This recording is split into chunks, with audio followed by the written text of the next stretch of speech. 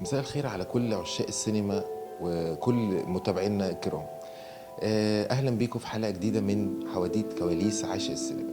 الحلقه دي الحقيقه جت متاخره لانها عن استاذي دكتور رمسيس مرزوق، فرعون التصوير السينمائي في مصر. دكتور رمسيس اتولد 1 يونيو 1940 وتوفي رحمه الله عليه 2 يوليو سنه 21. دكتور رمسيس من اعظم من انجبت مصر، لانه حصل على بكالوريوس الفنون الجميله، يعني دخل الاول كليه فنون تطبيقيه عشان يحصل منها على البكالوريوس سنه 59.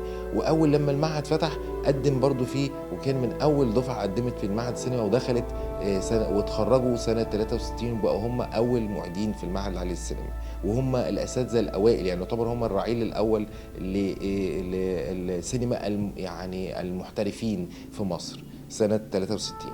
وبعد كده دكتور رمسيس سافر، يعني طبعا حرص على انه يتعلم تصوير طول الوقت، وحرص انه يبقى انسان مميز طول الوقت، وحصل على الدكتوراه. حصل على الدكتوراه من فرنسا سنة 83 من جامعة السوربون.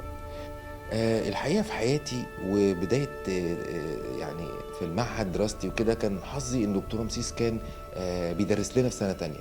فالحقيقة في سنة تانية كان التعارف ما بيني وبين دكتور رمسيس مرزوق. الحقيقة احنا كل واحد مننا في فترة التعلم طبيعي انك تمسك في حد هو مثل اعلى بقى، او حد هو انت هو اللي هيعلمني، هو ده الانسان اللي انا عايز ابقى زيه. والحقيقة دكتور رمسيس مرزوق كان حظي ان انا كنت نفسي ابقى زي الانسان ده، زي كده دكتور عبد العزيز فهمي او الاستاذ الكبير عبد العزيز فهمي، يعني مدير تصوير عظيم وقامه. هو دكتور رمسيس برضو قامه وانسان شاطر جدا، ومدير تصوير لم يتكرر. والحقيقه ان انا حظي كان كويس جدا، لانه كان بيدرس لنا في سنه تانية، فكان في نفس التوقيت ده كان بيصور فيلم البحث عن توت عنخ امون. فالحقيقه من حظي انه كان دكتور رمسيس مرزوق، انا طلبت منه ان انا انزل سكريبت اضاءه في الفيلم، تدريب يعني. سكريبت اضاءه هو عباره عن انت بترسم شاب صغير او مصور صغير لسه بيتخرج او بيدرس في المعهد، بترسم الخطوات اللي بينور بيها مدير التصوير الفيلم. تخيل انت يعني بترسم وراه كل لمبه قياسها او كذا او كذا. هي طبعا الموضوع محترف اكتر، ولكن انا حبيت بس اوصل لكم ان الراجل ده كان قد ايه ذكي وشاطر. المهم في فيلم بحث عن قانون في يعني قصتين صغيرين. هي في قصه صغيره الاولانيه ان دكتور رمسيس واستاذ يوسف فرانسيس لما اختاروا انهم يصوروا القريه اللي كان فيها طبعا استاذ حمدي غيث ومنير، القريه اللي كانت بتحمي الاثار بتاعتنا. ولما جه الاستاذ حسين فهمي اللي هو كان عامل جون كارتر يعني بيستكشف الاثار، فكان اختاروا انه ينور القريه، او القريه تتبني داخلي، اتبنت جوه استوديو. وكان دكتور رمسيس مرزوق عامل الاضاءه النهار بشكل والليل بشكل، فبحيث ان انت في القريه انت مش حاسس ان انت جوه القريه، ان ده ديكور او اسلوب الاضاءه او الديكور او الاخراج او فكان الموضوع انت حاسس بان انت في قريه حقيقيه، والشبابيك حقيقيه، والحياه حقيقيه، والدوار ده نفسه في قريه حواليه، والدنيا شغاله. فده من شطاره مدير التصوير الاستاذ الدكتور رمسيس مرزوق رحمه الله عليه. الحكاية الصغيرة التانية برضو عن فيلم البحث عن توت عنخ آمون.